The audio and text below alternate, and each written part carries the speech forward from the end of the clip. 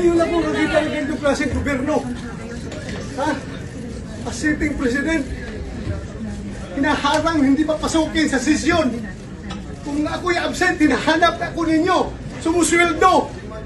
Hindi nagpapakita. Ngayon, papakita ko dito. Oh, hinarang ko ng mga NBA. May wrestling ako doon. Nasugat-sugat ako. Why are you here, sir? Papasok! This is the Senate! Wala silang respeto sa institusyon ng Senado. Bakit gano'n nag-ibigay? Ha? Ano pong plano niyo, sir, sa ginawa sa inyo, sir? Mag-usap kami. Ano gagawin namin? But why are you here, sir? Bakit po kayo napapasok sa dito? Ay, pa Senator ng Republic. Kung hindi ko papasok, kinahanap niyo ako. Di ba? Ngayon papasok ako, tatanungin niyo ako bakit ako pumapasok. But this, sir, may kinalaman sa pag-puser para makabuo ng numbers po.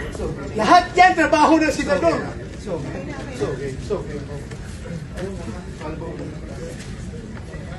This is the worst government. Whew.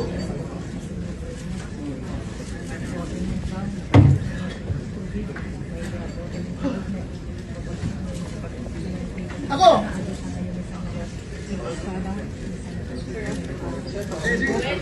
Mamaya, usap tayo mamaya. Sabi niya, sumito ko sa akin, siguro na hindi ko sa Usap tayo mamaya.